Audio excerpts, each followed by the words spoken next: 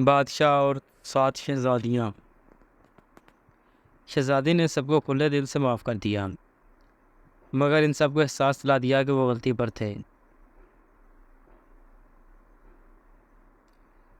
ایک بادشاہ تھا، اس کی 7 لڑکیاں تھیں۔ وہ ان 7 سے بے حد محبت کرتا تھا اور ان کے ہر آرام کا خیال رکھتا تھا۔ ایک بار جب دسترخوان سجا ہوا تھا، وہ سب لوگ ساتھ کھانے پر بیٹھے تھے۔ بادشاہ نے اپنی بیٹیوں سے ایک سوال پوچھ لیا کہ تم لوگ مجھے کتنا چاہتی ہو؟ بڑی شہزادی نے کہا، بابا میں آپ کو گلاب جامن کی طرح چاہتی ہوں۔ بادشاہ نے خوش ہو کر اس کو 4 گاؤں دے دیے۔ دوسری نے کہا، میں آپ کو برفی کی طرح چاہتی ہوں۔ بادشاہ نے اس کو کافی بڑا علاقہ بخش دیا۔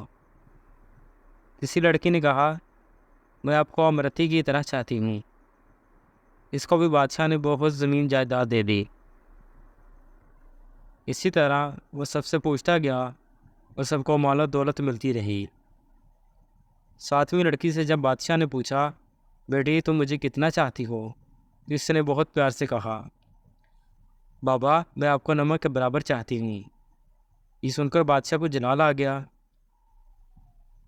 کہنے لگے، سب مجھے اتنا چاہتے ہیں، تو نمک کے برابر؟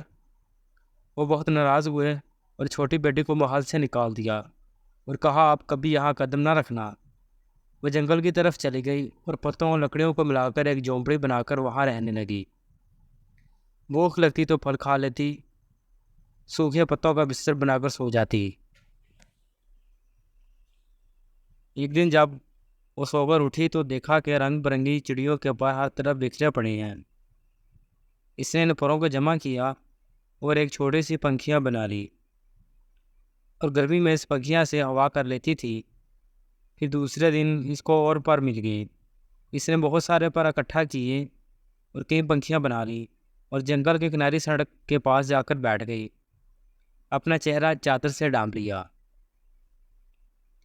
ایک بار شہزادے کا ادھر سے گزر ہوا، اس نے اتنے خوبصورت پنکھے کبھی نہیں دیکھے تھے، سارے خرید لیے۔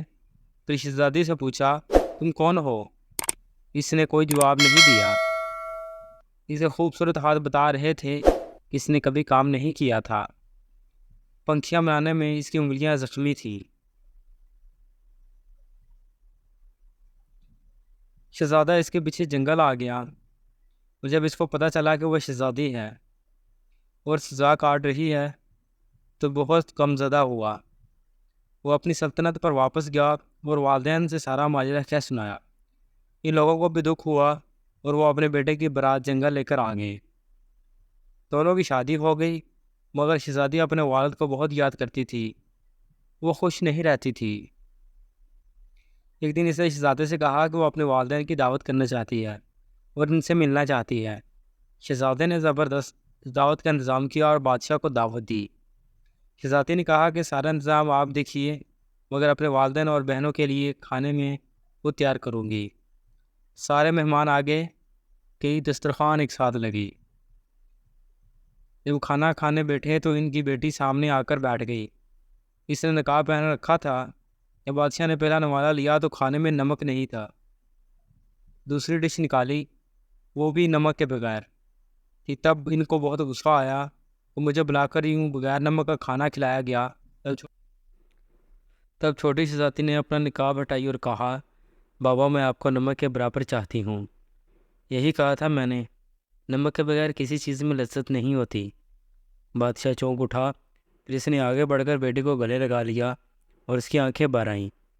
بیٹی سے معافی مانگی تو شہزادی نے کہا، کوئی بات نہیں بابا، اللہ تو سب کا ہے، آپ پریشان نہ ہو، میں اب بہت خوش رہتی ہوں۔